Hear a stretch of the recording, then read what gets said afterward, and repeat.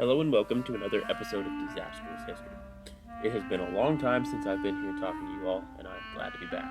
Not to get all misty-eyed, but I miss doing this an absolute ton, and I'm so excited to be making episodes again. I hope you guys are ready to start a new one. Now, without going too long into how much I missed you all, let's get into our episode. This week, we're going to cover a disaster that is near and dear to everyone's hearts. The wreck of the Edmund FItzgerald in November of 1975. I cannot promise I will not start singing at some point, although I will try not to subject you all to my awful singing. The only one who gets to be subjected to my awful singing is my daughter, who gets to hear Misty Mountains every night. So full disclosure, I'm adding this part after the episode is already released, because on May 1st, 2023, the writer and singer of the song The Wreck of the Edmund FItzgerald, Gordon Lightfoot, died at age 84. Now, on the day the wreck of the Edmund FItzgerald happened, the Mariners Church in Detroit rang its bell 29 times, one time for each soul aboard the Edmund FItzgerald. On May 1st, 2023, the day Gordon Lightfoot died, the Mariners Church in Detroit rang its bell 30 times, once for each soul aboard the Edmund FItzgerald, and once for Gordon Lightfoot, who brought its story to be known around the world with his song. So, way back in January of 2022, we covered the White Hurricane on the Great Lakes. And as you may or may not know, the Edmund FItzgerald sank on the Great Lakes. And because it has been so long since we covered anything on those lakes, let's take a revisit to them. If you don't know, the Great Lakes are large, like unimaginably large. Borderline inland sea level large. If Lake Superior, the biggest of them all, was its own state, it would be the 39th largest by land area. The smallest of the Great Lakes, Lake Ontario, is still bigger than Hawaii, Connecticut, Delaware, and Rhode Island. It's almost bigger than the last three combined. They are big and they are violent, regularly having massive storm systems that have impacts all over the upper Midwest and into New England.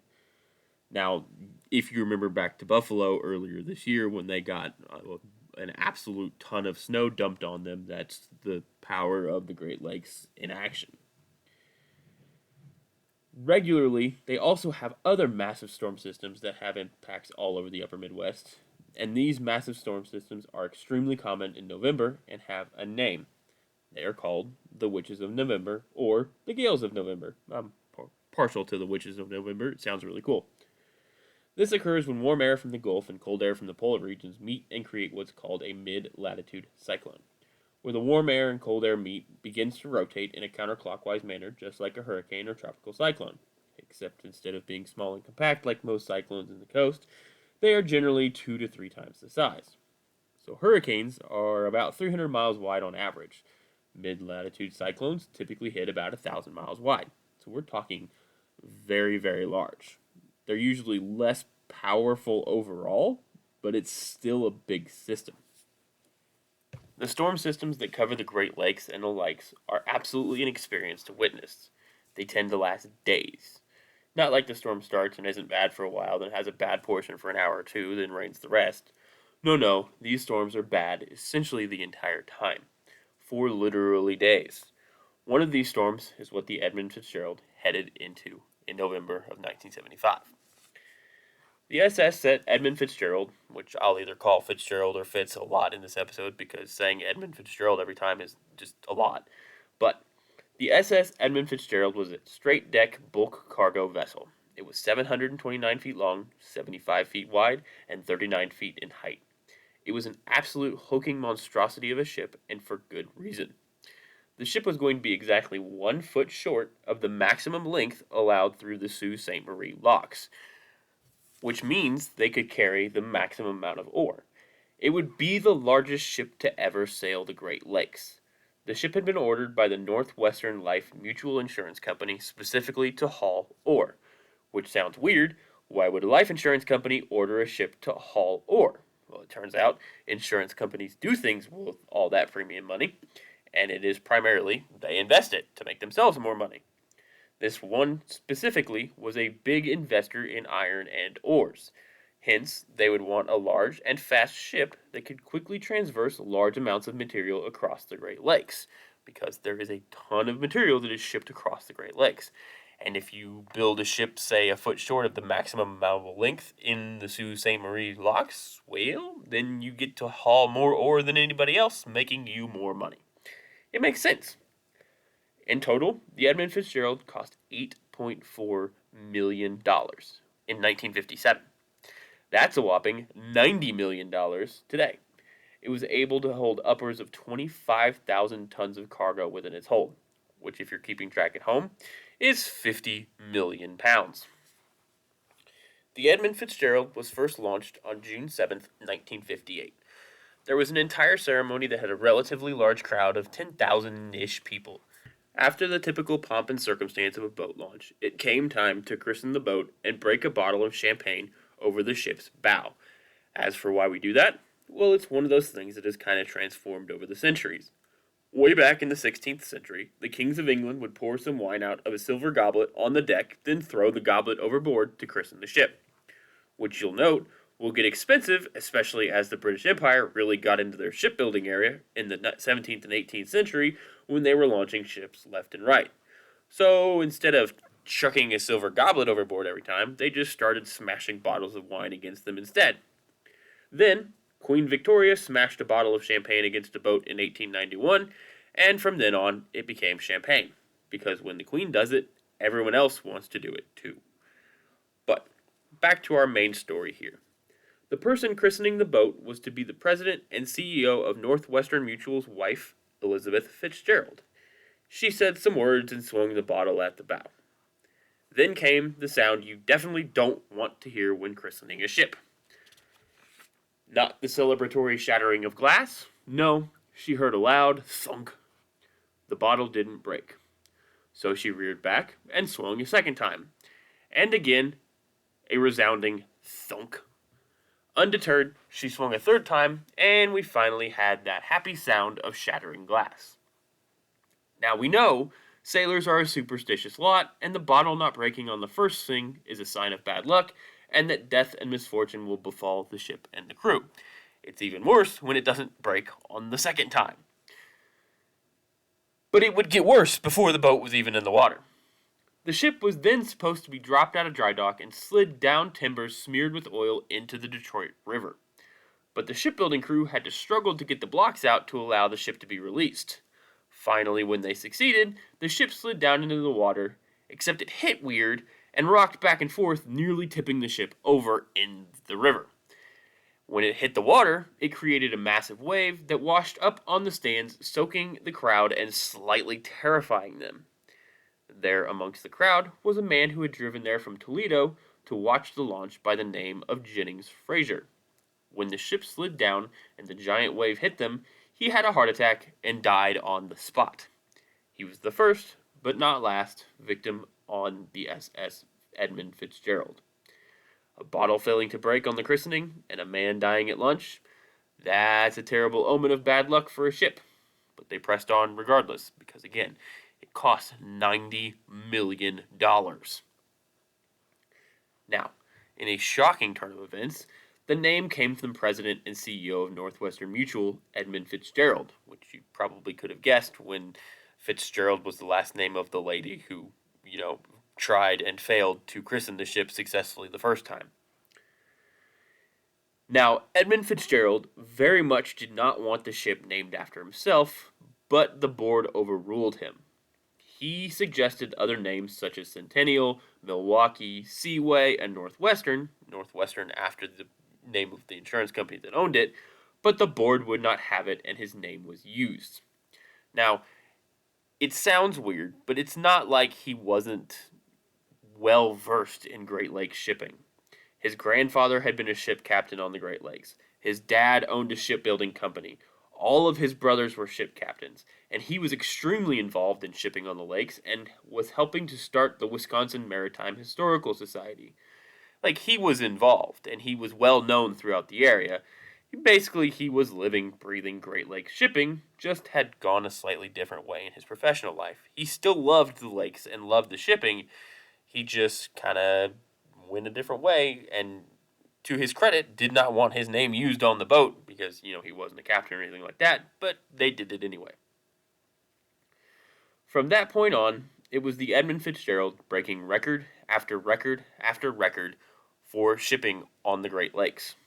Within the first month of being in the water, the Edmund FItzgerald broke the record for the most ore ever carried through the Soo locks, which makes sense because it was the biggest boat that had ever been on the Great Lakes.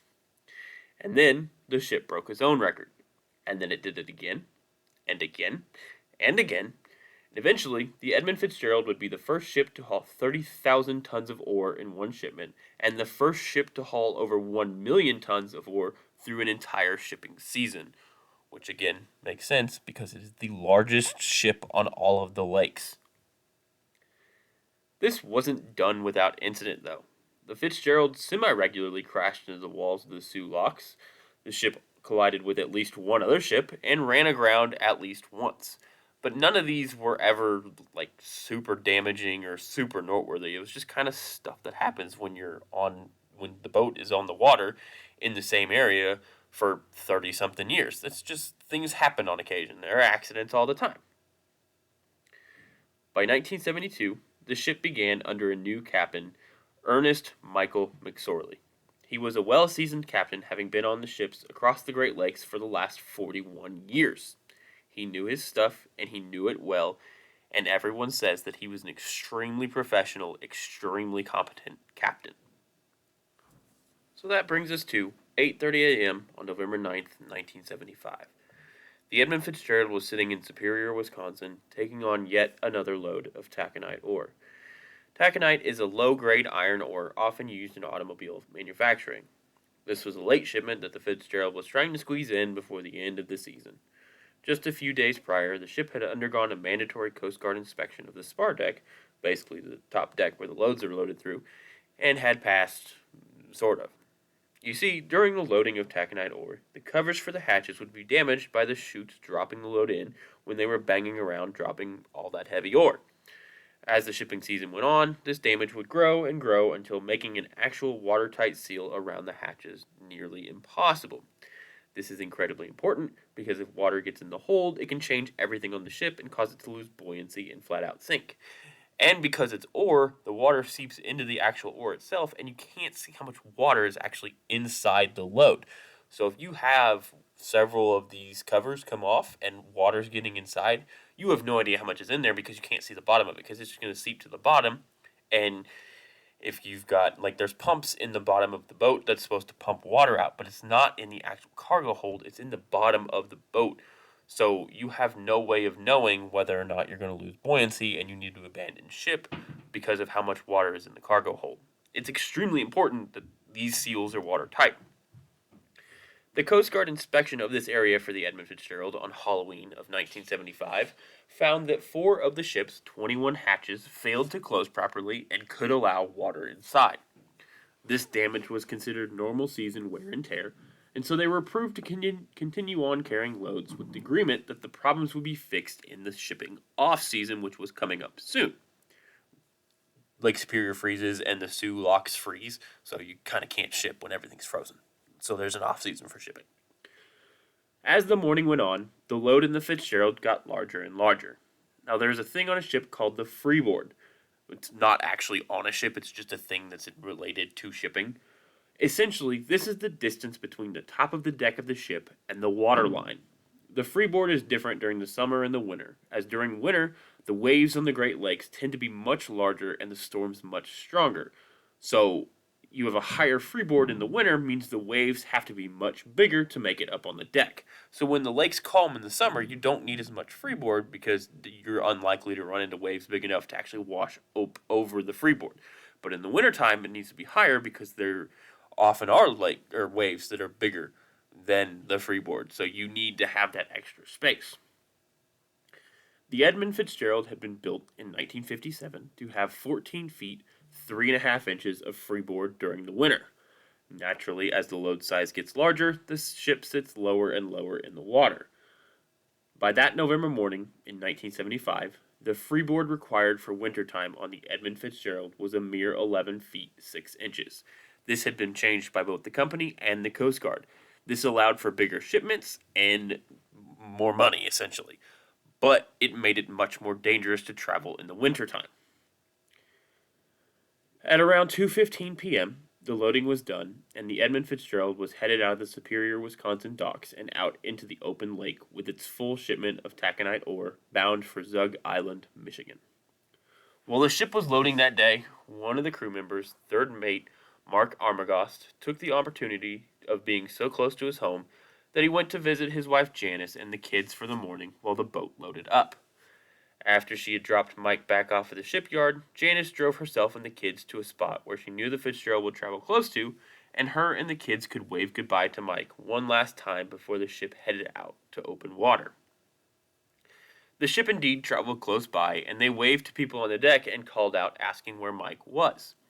One of the crew members yelled back that he was below deck somewhere before the ship was too far away to yell back to. Unbeknownst to Janice and her kids, they were the last people to see anyone on the Edmund FItzgerald alive again.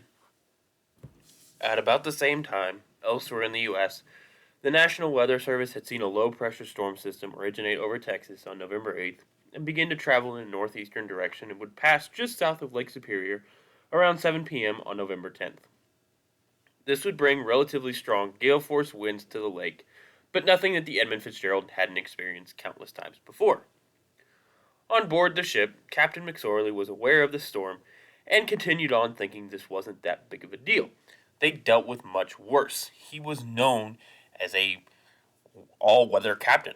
Like his whole thing was being able to sail in whatever weather was thrown at them. Now we're going to take a brief pause here and explain some things because it's important for context. When wind is described by weather forecast, it is always easterly wind, northerly wind, and so on. This means that the wind is coming from the east and blowing in the direction of the west, or blowing from the north in the direction of the south.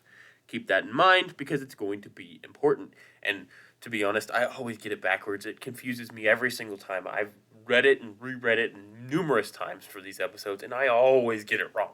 So I like to explain it to you all because if you all get it confused too, I like to make sure that you understand.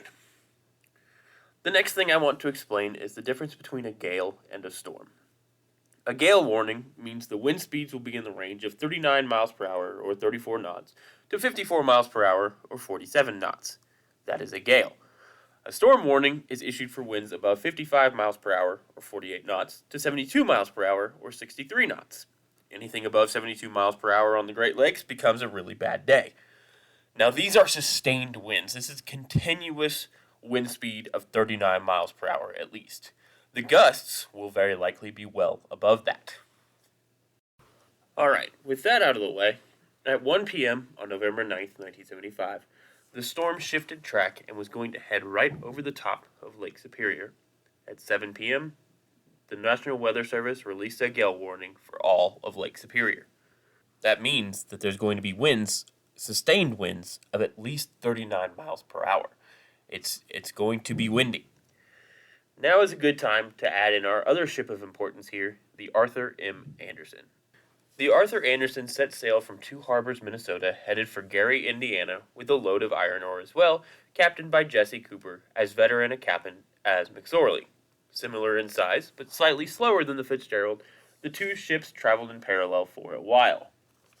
Captain Cooper heard the updated gale warning at 7 p.m. and decided to radio the FItzgerald to talk with McSorley and see what he thought about the storm. Both ships were weather reporters to the NWS, the National Weather Service, so they had various weather equipment on board that they would use to radio conditions back to the National Weather Service so they could update predictions and send them out to any other ships out on the lakes. The captains weren't overly concerned about the gale, minus one thing: how big the waves would get. There are a couple things that make waves bigger. Wind speed is one. Faster winds mean bigger waves. The duration of the winds, the longer the wind blows at that faster speed, the bigger the waves. And something that is called the fetch. Fetch is the distance the wind travels over an open, flat area. There's not much more open or flat than Lake Superior. It is a gigantic, flat lake. So there is a lot of space for that wind to build up, and make the waves much, much bigger. The current location of the Edmund FItzgerald and the Arthur Anderson was on the southwest end of Lake Superior. The wind was going to be blowing from the northeast, meaning the wind had the entire length of Lake Superior to build up strength headed right for them. This was major cause for concern, but they were determined they could make it to a relative place of safety before the worst of the storm hit them, so they soldiered on. By 1 a.m., conditions had worsened significantly.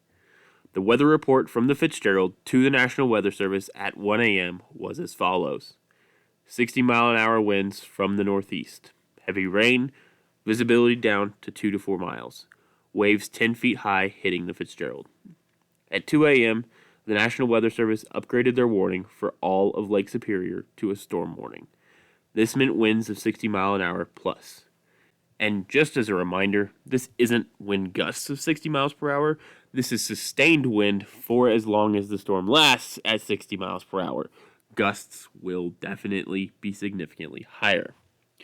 This new update made the two captains take pause. After conferring on the radio, they decided to shift their track slightly and head more northward to travel along the north shore of Lake Superior to try and shelter from the wind a bit.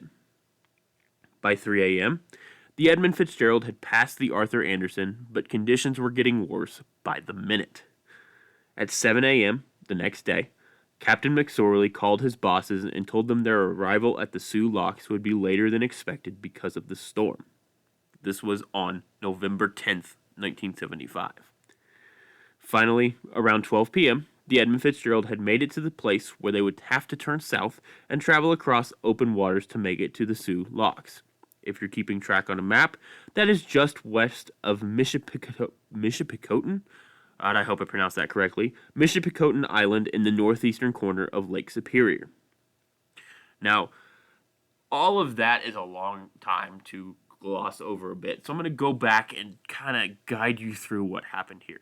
So, where the Edmund FItzgerald left in Lake Superior was the very point, the very west end of Lake Superior. Like, as far west as you can get in Lake Superior, in that little point there on the western end, that's where they were. When they went out, they basically went out at a straight diagonal line out of that point, right in the middle of the lake. Now, there's an island up on the northwest side that they used as a little bit of protection as the storm got stronger. And because of the direction the wind was coming from, they kind of took a more northern route through the lake than they normally would because it was longer, but they had the protection of the woods and the lakeshore from the wind. So the wind couldn't blow across the lake as long and make the waves as bigger if they had taken the southern route that was faster. So they eventually, once they get across Lake Superior, they're going to have to go south because that's where the Sioux Locks are. They're on the south end, the southeast end of Lake Superior to go into Lake Michigan and Lake Huron and all of that. So eventually they're going to have to travel across open water to get to the locks where they need to go, but they used this time throughout the day to avoid the majority of the wind. So it was eventful because getting hit by 10-foot waves all the time and cold and rain and all that is going to be eventful, but nothing really happened major that we really need to talk about. It was just a big boat in a storm, and they didn't really have any problems. So all of the problems that happened with the Edmund FItzgerald is going to come up beginning now. So after they made their little turn south to head toward Whitefish Bay and the Sioux Locks, at about 1 p.m., the FItzgerald made it into the eye of the storm. Yes, much like a hurricane, this storm had an eye of calmish seas and relative peace. It's basically an inland hurricane. Like, that's the easiest way to describe it. If there are meteorologist experts out there, they're going to yell at me, but it's the easiest way to describe it. It is a gigantic inland hurricane. It's not as strong. It's much less damage on the actual land. It's a lot of damage on land, but it's much less powerful than an actual hurricane, and it's just easier to describe it as an inland hurricane. They can, if you want to yell at me, you can, but that's how I'm going to describe it to make it easy. This eye was a false sense of security. The opposite side of this was going to be a nightmare, with winds starting to come from the northwest instead of the northeast. Now, again, looking at Lake Superior, the winds coming from the northeast, they could travel along the north shore near Canada to cut down on the amount of wind that was hitting them. But when the winds shifted from blowing out of the northwest to the southeast, they now have the entirety of the open lake to blow those waves and build them up as high as possible to make them giant waves that were now hitting them. And unfortunately, there was nowhere to hide during this. They had to go over open water. It was the only way to get to safety because keeping them on the North Shore isn't going to keep them safe because of the angle of how Lake Superior is. So even if they had stayed there, they wouldn't have been safe. They had to make a run for Whitefish Bay. They just had to hope that the ship would prove stronger than the storm, just like it had so many times prior to this. Almost as soon as they left the eye, things went downhill rapidly. The FItzgerald started on a heading towards Caribou Island, which is a small island just inside the Canadian border, like really small. This was not for shelter, though. If anything, getting too close to this island could spell certain doom for the ship. The water here was barely 30 feet deep and was sitting on extremely sharp and strong rocks. There is a shoal, a rocky outcropping underwater, that sticks out from the northern point of Caribou Island called 6 Fathom Shoals, probably because it sits about 36 feet below the water, which is 6 fathoms. Humans are not creative with names. When waves are pounding and wind is blowing and the ship is going up and down and up and down and up and down, that shoal is incredibly close to the surface. The radar on the Anderson showed the FItzgerald go directly over it. It was at this point, as the Arthur Anderson and the Edmund FItzgerald were approaching Caribou Island, the rain and now sleet turned from pretty terrible to an absolutely blinding whiteout blizzard. Visibility dropped to 0, and the Arthur Anderson lost complete sight of the Edmund FItzgerald. They never actually got that close. They were a couple, 4, 5, 6 miles away. They could see their lights because it's flat, like it's an open lake, so you can see ships a long way away. They never got that close, but they lost complete sight of even their lights. This was about 3:15 p.m. the afternoon of November 10th, 1975. 15 minutes later, the FItzgerald sent out a message that said, "Anderson, this is the FItzgerald. I have sustained topside damage. I have a fence rail down, 2 vents lost or damaged, and a list. I am checking down. Will you stay with me till I get to Whitefish?" At this point, the only way the Anderson can actually see the FItzgerald is on the radar. The Edmund FItzgerald had suffered some damage and was leaning slightly to one side. That's what a list means. It means the ship is leaning slightly to one side, meaning they were taking on water somewhere because the water's not sitting evenly across the bottom. It's leaning one direction, so the ship's going to lean that direction. Luckily, all the pumps on the FItzgerald were still in working order. 2 could pump out 7,000 gallons of water per minute, and 2 could pump out 2,000 gallons of water per minute. So all was not lost if they could make it through the storm to Whitefish Bay. But the storm was getting worse, not better. At 4:10 p.m., Captain McSorley radioed the Anderson that he had lost both radars on the FItzgerald and was going blind. Literally, like he had no way to... They're in a whiteout blizzard, so they can't see. They'd lost both their radars, so they have no idea where anything is or any ships are. That's another thing.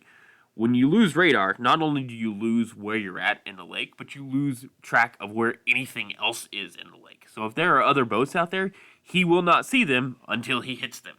That is a major problem. So Captain McSorley did the first thing he thought of, and that was ask the Anderson to help guide him to safety. But knowing full well that the Anderson was in the same storm he was that just took out his radar, he banked on a backup plan.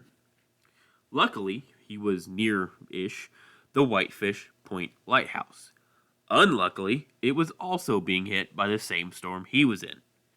Captain McSorley radioed the Grand Marais Coast Guard station to see if the lighthouse was operational because he had made contact with the lighthouse a single time and then immediately lost it. The Coast Guard answered that they didn't know if it was still operational because they didn't have the equipment available to test it at the moment. So McSorley made a call out to any ship near the lighthouse asking if they had contact with the lighthouse. One ship answered, the Avafors. The captain of the Avafors, Cedric Woodard, could make out the lighthouse through the blinding driving snow, but he could also see that it was not functional. Now, the freight shipping industry on the Great Lakes is relatively small, and the captains of those freighters is even smaller, so most of them know each other. Captain Woodard had no idea who was talking to him over the radio, and he thought it was weird. So he asked who he was talking to on the radio, and the reply of, "This is Captain McSorley," shocked him. He'd been friends with McSorley for years, and he couldn't recognize his friend's voice. It sounded so different. But before he could even ask anything, Captain McSorley yelled in the middle of their call, "Don't allow nobody on deck," which is weird. First of all, why would anybody be on deck in a storm like this with huge waves consistently crashing over the railings and drenching everything with solid ice? And second of all, what terrible thing was happening on deck that they felt they needed to risk their lives to fix it to potentially save the ship? That's a weird thing that has never been explained. About an hour or two later, the Avafors called the Edmund FItzgerald back to give them goodish news. The radio signal was still not working at Whitefish Point Lighthouse, but the light was back on. So maybe he could see it and guide his ship to safety, even without the radar. It was at this point that McSorley relayed to the Avafors that he was taking heavy seas over the deck, he had no radar, and it was the worst sea he'd ever been in his life. Which is saying something considering he'd been on the Great Lakes for the last 40 plus years. So think how many November storms that he had seen in 40 plus years, and this was the worst one he had ever experienced. This is not a good situation to be in. Winds at this point were between 60 and 70 miles per hour, with gusts going over 100 miles per hour. It was bad, and it was a driving, blinding snowstorm on top of the fact he could not see a thing on the radar. So he couldn't see visually, he couldn't see with radar, and the lighthouse was in and out. So he was entirely reliant upon guides from the Arthur Anderson, who was also in the same snowstorm, just actually happened to have radar still. But McSorley was in a rough spot. Like, this was not good. At around 6:20 or so p.m., something strange happened aboard the Anderson while they were trying to fight this storm. The captain and the first mate up in the pilot house felt a very aggressive bump. More aggressive than normal. Like they're being hit by 10 to 15 foot waves, so they're going to be bumped a lot. But like this one was different. This was a much bigger bump. They looked at the ship, and a giant wave crashed over the ship and covered it completely in water, which is never good. Like when you're on a boat and a giant wave comes over the top and drenches everything on your ship, especially one the size of the Arthur M. Anderson, which is 700 something feet long, and it just drenches in water, that's terrifying. But they didn't have time to be fully terrified, because just a minute or so later, a second massive wave crashed onto the ship before any of the water from the first wave had managed to wash itself off again. So it was drenched with a second giant wave of water, which, if you hit by one wave that fills your boat with water, and as you're waiting for that water to maybe drain off, you get hit by a second giant wave of water that just adds more water to the already existing water on your ship, you're going to start getting concerned because, if the water gets inside the boat, then the boat isn't going to float anymore. So it was concerning. And it was also concerning because Captain Cooper wasn't just worried about his ship, because like his ship was doing all right. It's rough. It's rough being hit by consistently giant waves over and over again. But he was also guiding another ship that had 29 people on board that was already listing badly to one side. And these giant waves that just drenched him were definitely going to hit the Fitzgerald at some point. And with them already in a list and taking on water, that was just going to make it worse. So he was worried, but he was fairly confident that McSorley could handle it. Remember, he's been on the lake for 40 plus years. The man knows what he's doing, and these kinds of jobs tend to lead to people who don't want to ask for help and don't want to offer help for fear of being mocked or being ostracized because they thought someone else couldn't do it. It's a pride thing. Like that's what's going on here. There's a pride that I can take care of my boat. Like I don't want to admit that this wave was frightening, by telling someone else, hey, look out for it, but also I don't want to call into question his ability to handle his own ship. Like that, it's a whole weird pride thing. But anyway, at 7 p.m., the Anderson radioed the Fitzgerald to tell them they were 17 miles from Whitefish Bay and safety. We haven't got far to go. We will soon have made it. First Mate Morgan Clark of the Anderson said. Yes, we will, Captain McSorley responded. Now, if you'll note, almost none of the replies from McSorley over the radio showed any signs of apprehension or fear. The only one who was concerned was someone who has known him for years, and that was the captain of the Avifors, had known McSorley for years, so he knew that he sounded stressed. Everyone else just thought he was doing all right, maybe a little bit tired because he'd been up for a while fighting this storm, but that's just what it is. And it makes sense. If you call across the radio on the lake where every single boat on the lake can hear you, hey, I might be sinking here soon, and you make it through the storm, they're going to mock you forever. If you are actually sinking, that is one thing. But to announce you are, and then not, well, that's never going to be lived down. Like, there's a lot of pride for these ship captains. So, announcing, hey, I'm going down, and then you make it the last 17 miles to Whitefish Bay and are safe, they're going to mock you forever for that. Like, you raised a storm, raised up a stink about how you were going down, and then you didn't. That's they're going they're going to give you some not nice nicknames, most likely. The boy who cried wolf, all of that. It's not going to be fun for you. So they're just not going to. Like, unless they know for certain the boat is mostly underwater or the boat has literally split in half, they are not going to call for help.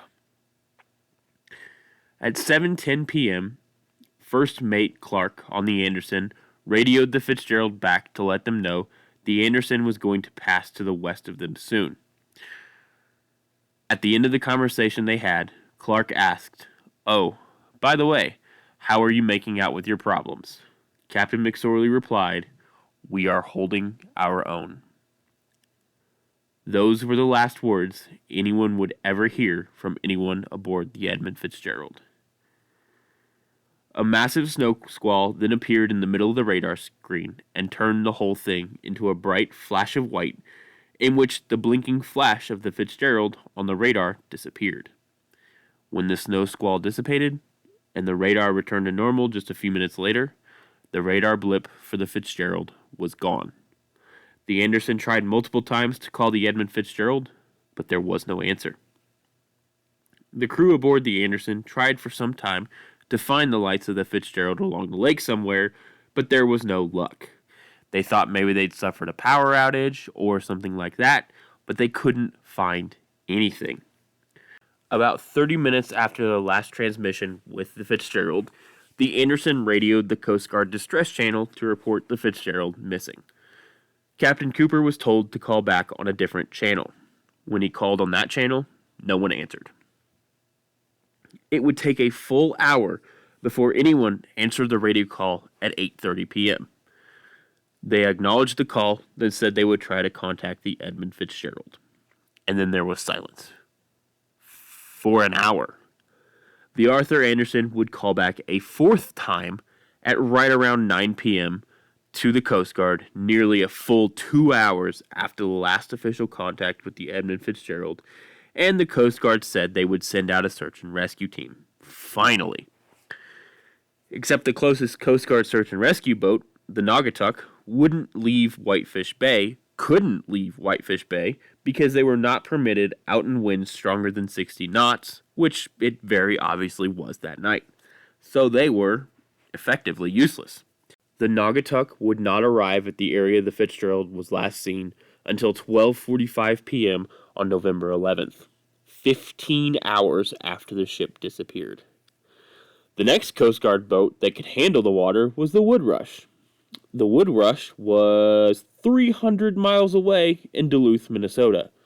It would take 24 hours to get there. Utterly unhelpful. 3 rescue aircraft from the Coast Guard took off right around 10 p.m., which is not going to be helpful because it's windy and there's giant waves. How are they going to rescue anyone from the water? So the Coast Guard did the only thing they could think of after that. They radioed the Arthur Anderson back and asked them to go back out of Whitefish Bay and do search and rescue themselves. They were the only boat capable of weathering the current storm in the area. Captain Cooper immediately answered what we all would answer. Do you know what you are asking me to do? He had just survived this storm. His crew was exhausted. He was exhausted. This was one of the worst storms in decades. And the Coast Guard, the people whose entire job it was to go out and rescue boats that had been stuck in the storm or sank, was asking him to go out into the storm and do their job. It was madness.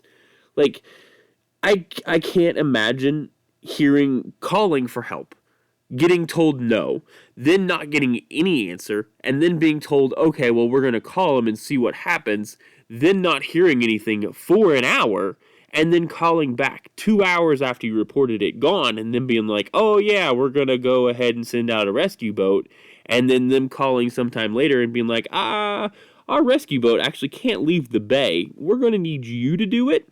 No. Like, absolutely not. That's not my job. I have a crew to worry about who's not trained in doing rescue missions. What are you talking about? His first reaction, as I think would anyone's, was no. Absolutely not. I will not be doing that. But then he continued to think about it and was given a little bit of a guilt trip by the Coast Guard worker and began to be swayed. If you want me to, I can, but I'm not going to be making any time. On his way into Whitefish Bay, he'd actually been kind of traveling with the wind. To go back out there and search for the Edmund FItzgerald or any survivors, he was going to have to be fighting the wind and the waves the other direction. So it was going to take him forever to get back to the area. Eventually, Captain Cooper would agree to take his crew and ship back out there to look for the FItzgerald. I cannot imagine how that conversation went with his crew. Hey guys, I know we just barely survived this storm, and another ship that's about our size appears to have been lost with everyone on it, but we're going to go back out there and look for him. So, does that sound good to you guys? There's a story from the captain that after he told the crew what they were doing, one of the crew members of the Arthur Anderson went back to his cabin, recorded his last will and testament on a tape recorder, and then sealed it in a jar. You know, as one is wont to do on suicidal rescue missions. Because in all seriousness, that is what this appeared to be. But they did it anyway. Like, can you imagine barely surviving, watching another ship just disappear out of nowhere, and be your captain coming to you and be like, yep, we're going to go back out and try and find them. You don't know what's out there. You don't know how much debris is on the ground. On the water. You don't know how much, you don't know if something hit them and they sank. You don't know what happened there if they ran aground and sank. You don't know anything. So going out there in this massive 15 to 20 foot waves that are consistently hitting them is going to feel like a suicide mission. But they did it anyway because they knew if they managed to find one survivor, that would be one miracle. 3 ships were out on Superior and were also called to help with the completely thrown together rescue mission. Only one agreed to slow down and maybe sort of swing by one of the last areas the FItzgerald was seen. The other 2 flat out declined. In Whitefish Bay, there were several ships that were anchored in Whitefish Bay, only 2 of which agreed to go out and search. One lasted 30 minutes before being forced to turn back. That means, at first, when it first happened, 2 ships, who had already been through a bunch of this storm already, were the only ones on the water looking for the ship that actually went down in the storm. So you have 2 ships who are not trained in rescue missions, who have already survived this storm once to make it to safety, now being forced to go back out there and find the ship of similar size and make to theirs, and hope those don't go down too. This is not a good spot the Coast Guard put themselves in. Because they did. They put themselves in. To not have a ship that could withstand the massive strength of the storms on Lake Superior, that they could take out to do rescue missions is a major problem and is their fault entirely. You can't say, hey, our job, if you get in trouble, call us, we will come rescue you, if you don't have the equipment available to go out and rescue them. And to ask the people who are surviving the storm to go out and do it themselves is madness. That's just asking to get... That's like me saying, oh, I showed out without my air tank. I can't go inside the building that's on fire. I'm going to need you to go back inside and save your family. What? No. Or showing up to an apartment building and say apartment A has made it out of the building and apartment B is on the second floor and I show up without air and I'm like, apartment A, I'm going to need you to go rescue apartment B because I can't go in there. What? No, that's not how this works. You are a firefighter, you go in and rescue them. But that's what the Coast Guard decided to do. And to the credit of these ships, they went back out there and they did their absolute hardest to find whatever was left of the Edmund FItzgerald.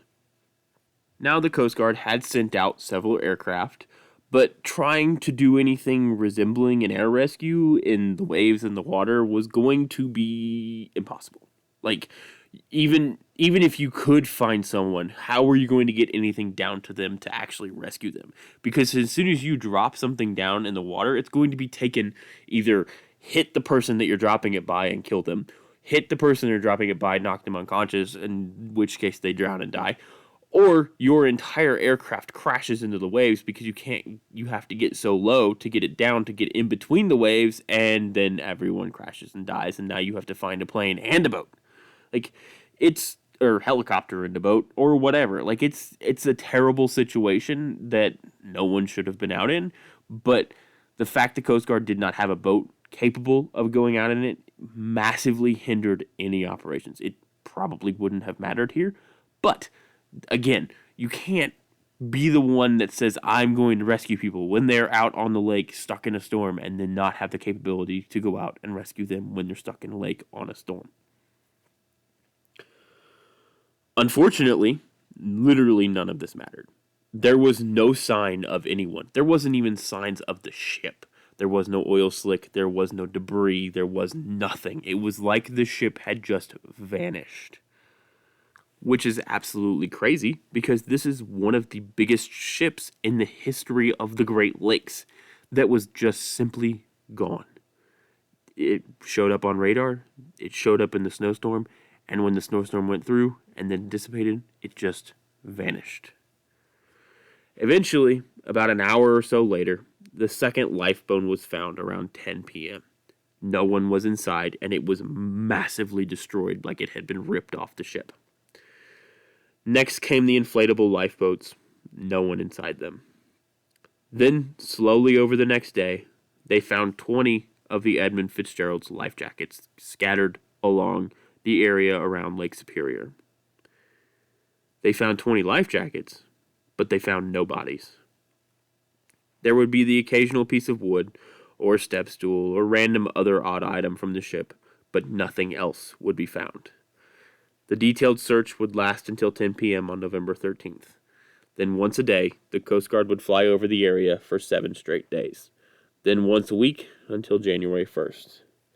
No matter where they looked, how long they looked, or how hard they looked, not a single soul of the 29 sailors on the Edmund FItzgerald was ever found. Lake Superior was determined to never give up her dead.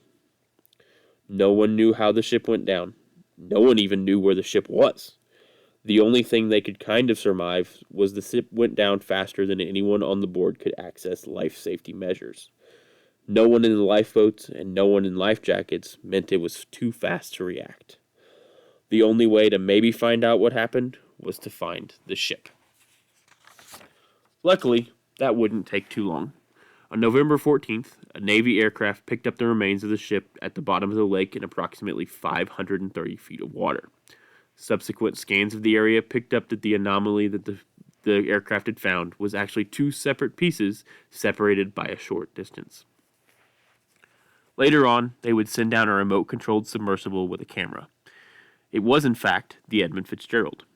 On the bottom of Lake Superior, on the side of what was left of this ship, were the words, "The Edmund FItzgerald."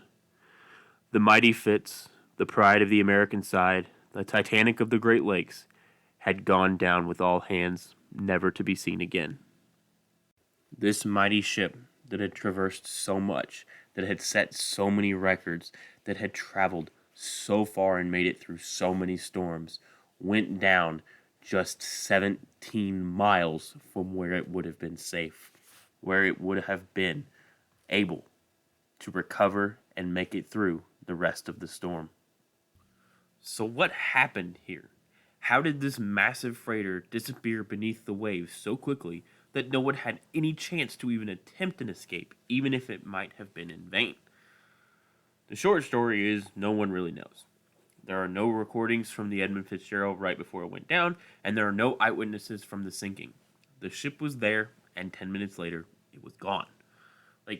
And I understand that this episode doesn't have a lot of details from on board the Edmund FItzgerald.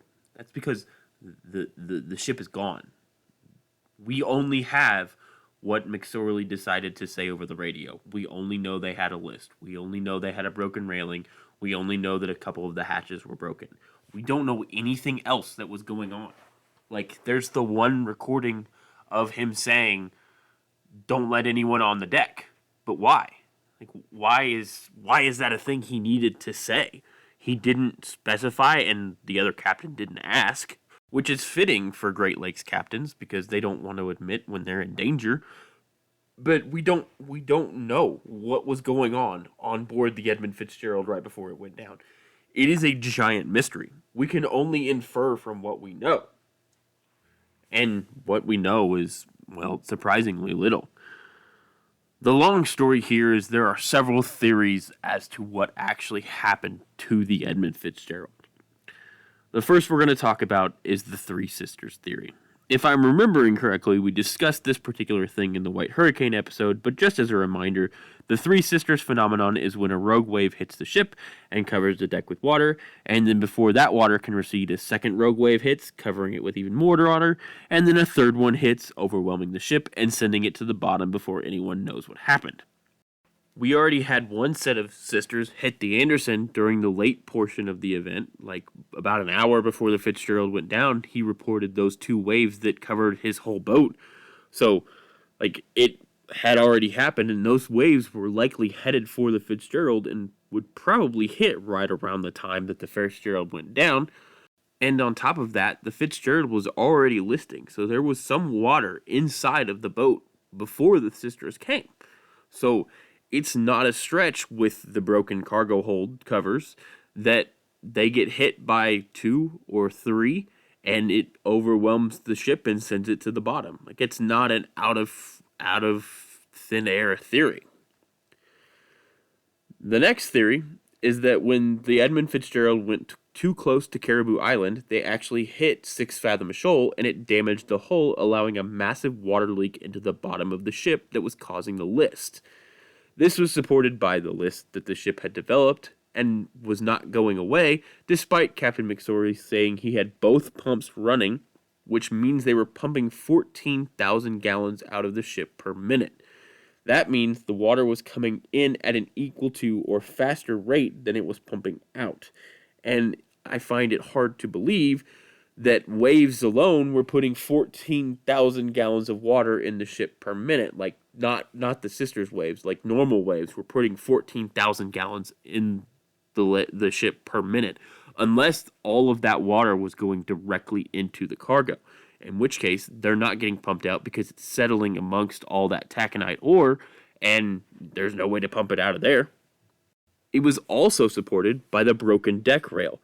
These railings generally do not break from waves alone. It requires some sort of tension from either the bow, the stern, or the midsection. If they hit the shoal and it bent in the middle of the ship up while the back and the front went down, it would cause enough tension to break the cable, which is what happened to the Edmund FItzgerald. They had a broken cable. So it's hard to imagine that an actual wave broke that cable, causing that damage. So the theory goes that as the waves hit the Edmund FItzgerald, it caused more and more and more damage to the midsection of the ship where it hit the shoal, and eventually it just fell out, and the Edmund FItzgerald folded in on itself and went down. Evaluations were done on the Fitzgerald and Six Fathom Shoal, and damage was not found on either the ship or the shoal, showing that it would be struck. Like, there wasn't any damage to the bottom of the Fitzgerald that would show where it would have run aground on the shoal, and the shoal should have shown some damage from where a giant metal ship had hit it, and it didn't. So it doesn't seem that this one is likely, although it's still possible, because, I mean, it's 1975, so it's possible that they could have just missed something. And going and looking at it now is not going to show, the damage on the shoal anymore, and if it hit the midsection of the ship just kind of fell out, and then some of the other parts of the ship landed on top of it, we may just not know. So it's still a reasonable theory. It's just not, possible. We don't know. The next theory, and one that seems fairly plausible to me, is that the cargo hold covers on top of the deck came loose and water began to enter the cargo hold, making the water situation worse. So what I mean by that is that several of the cargo hold covers, so the way they load it is they just dump it in from the top into the cargo hold. They take the covers off, they put a chute in, they drop the oar in, they put the cover back on, and they move on to the next one. So several of those covers came off and water began to enter the cargo hold. Now, once the water's in the cargo hold, it's going to settle at the bottom of all that taconite ore, and it's going to be impossible to pump out. So if water continue to get into the cargo hold over and over and over again, that's going to cause your list, and eventually it's going to cause the boat to sink.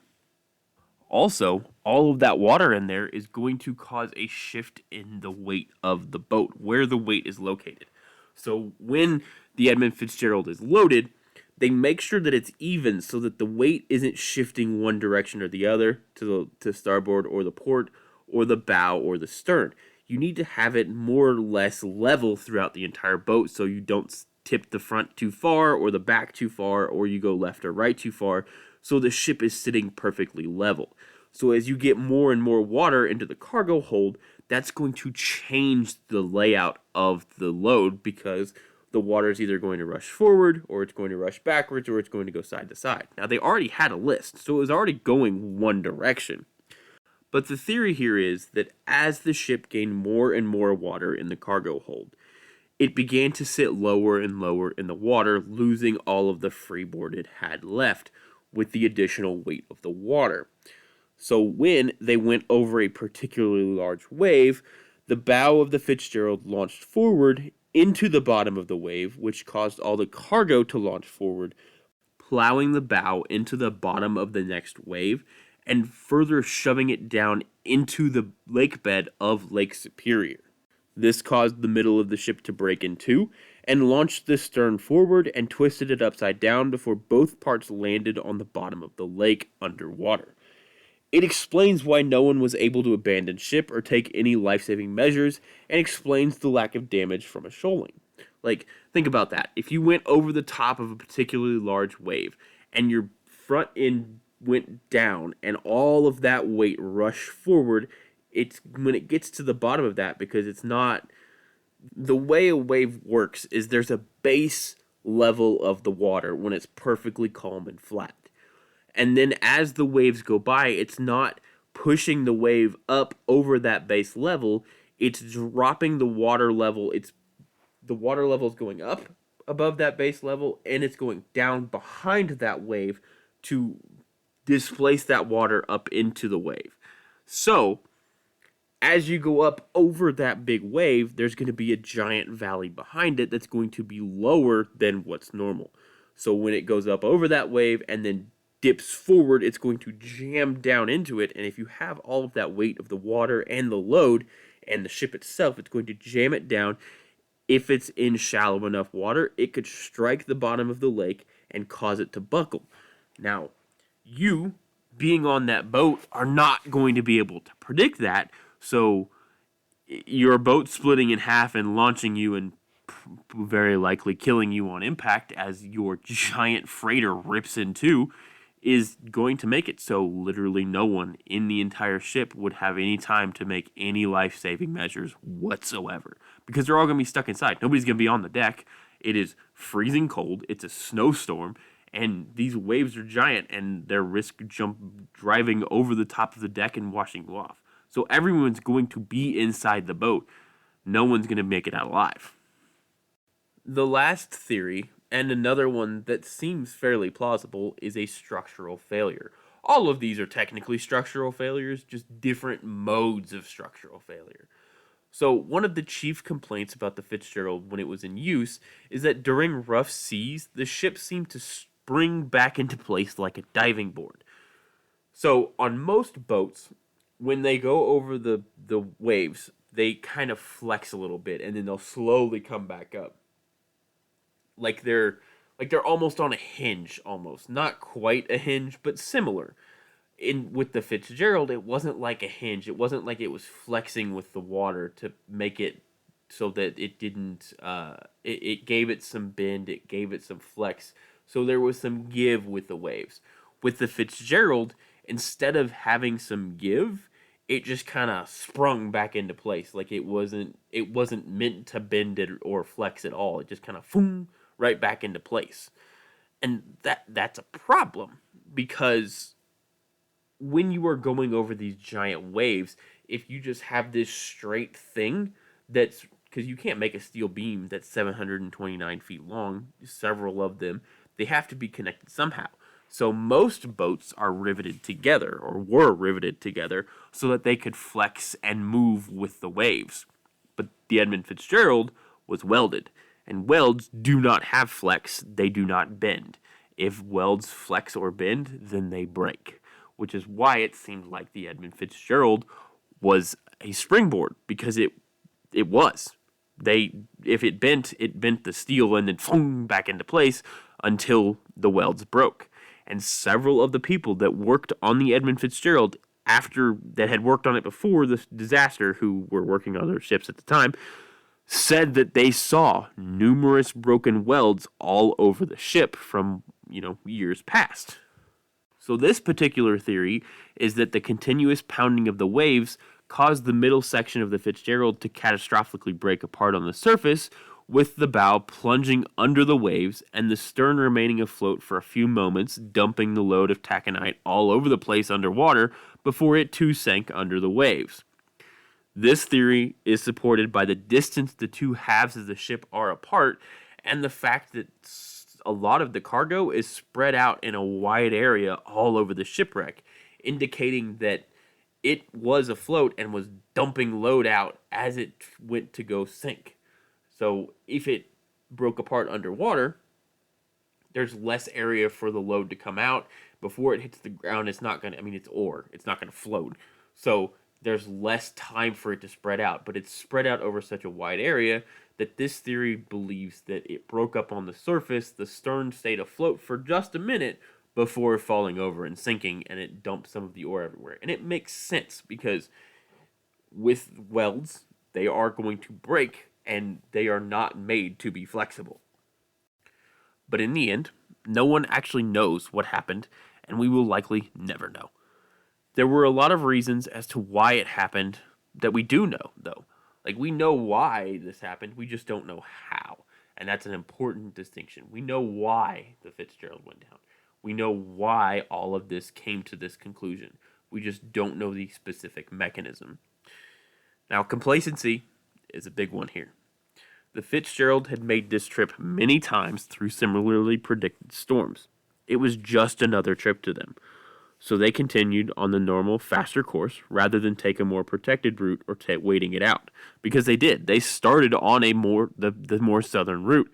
It wasn't until the storm got bad that they decided they needed to head north and take some shelter before they had to go south. Now, in the end, it doesn't really matter because that stretch didn't really affect the actual sinking, but it gives you an idea of where Captain McSorley's head was at. He believed that the Edmund FItzgerald could make this trek. He believed that this was just another storm. Like, it had taken him a while to get to the point where he was like, yes, this is a major problem. And he never called for help after the list. He asked for help and guidance, but he didn't ask for, hey, we might have to abandon ship because bad things are happening. And he would have likely known. He was a very, very well-seasoned captain. He likely just believed that he could make it to the end. and didn't want to call for help if he didn't need it. This also concludes complacency in the reduction in freeboard. The reduction in freeboard was likely approved by the Coast Guard because they'd been getting pressured by shipping companies so that they could move more ore faster. And the fact that the freeboard was so low and the waves were expected to be about 10 feet high and there was only about 11 feet of freeboard on the wreck or the FItzgerald, well, it's not like that's only a foot. Like that's not much at all. That's a lot of water coming up over the deck. And that reduction in freeboard very likely played at least a significant portion of this disaster. And also, more complacency from the U.S. Coast Guard because they would know that this was more dangerous. They would know that this could be a problem. And also the complacency of not having the right equipment to go out and do a search and rescue mission. It was pointless. There was, they wouldn't have had a rescue mission to actually do because everybody was gone. The whole ship went down. The crew went down with the ship. No one ever made it out. But the fact that they had to call on the ships that were already out there to do their job for them is significant complacency. And this also leads to our next big reason, maintenance. Several of the covers for the hatches were broken and not fixed before this trip. There were also questions about how seaworthy the FItzgerald actually was when they set sail that November day. If you take the several reports of broken welds, all of that, it's very likely that the FItzgerald may not have been seaworthy and never should have taken that load. But complacency and wanting to make money, it's what happens. Now, several changes were made to Great Lakes shipping practices after the Edmund FItzgerald was lost. Any ship over 1,600 tons load capacity was required to use depth finders at all times. The reduced freeboard allowance was rescinded. Navigational charts were updated for accuracy because they did find out during this that the 6 Fathom Shoal actually extended a mile further than had been previously put on navigational charts, so that was fixed. The National Weather Service updated their prediction procedures for wave heights because they had predicted waves of 10 feet, 8 to 10 feet, give or take. Actual wave heights had been 10 to 20 to 25. It was significantly more than they predicted. So they went back to the drawing board and redid how they do wave predictions. And it's been pretty good since. All ships have to have their hatch covers and life-saving equipment inspected by the U.S. Coast Guard before November. They also all have to have them all latched at all times. It came out that oftentimes boats wouldn't latch all of their hatch covers if they expected calm seas. And when the Edmund FItzgerald left on November 9th, it was sunny and calm and kind of warm for November. So it's possible, not likely, but it's possible that they had not latched all of their hatch covers before they left. And one of the former sailors on the Edmund FItzgerald that testified said that it would take 20 to 30 minutes for two of them to latch all of the hatch covers in rough seas if they didn't do it before they left. We don't know, obviously, because the underwater surveys of the Edmund FItzgerald showed several of them missing or damaged, which makes sense because the ship split in two, but it's possible that several of those hatch covers had come off because they weren't latched at all in the wind. So that's another thing that was changed. The day after the disaster, the Mariners' Church in Detroit rang its bell 29 times, once for each life lost aboard the FItzgerald. There were 29 sailors aboard the FItzgerald, with several of them, upwards of 6, on their last season before retirement. And there were several who had just started and were in their second or third season. So there was a wide range of shipping expertise on the ship, the Edmund FItzgerald, when it went down. And several of the men were very excited to start their retirement as soon as they finished these last couple of runs with the Edmund FItzgerald, including Captain McSorley, whose wife had recently had a stroke and was in a nursing home in Michigan. And he had told her that after these last couple of runs, he was going to retire and spend more time with her. Unfortunately, he would never make it home. As far as memorials, the bell from the Fitzgerald sits in the Great Lakes Shipwreck Museum in Michigan, and it sits there to this day. And then, of course, there's the world famous song by Gordon Lightfoot, The Wreck of the Edmund FItzgerald. But essentially, when you get right down to it, all that remains are the faces and the names of the wives and the sons and the daughters. And with that, we've reached the end of this week's episode. I hope you guys enjoyed it. As always, you can follow me on all the social medias. I'm there on basically all of them. I appreciate you guys for sticking around. I know it's been a long, long time, and I hope to not have to leave you guys again like that for a long, long time, because that wasn't fun. As always, I hope you guys stay safe, and remember to check your smoke detector batteries.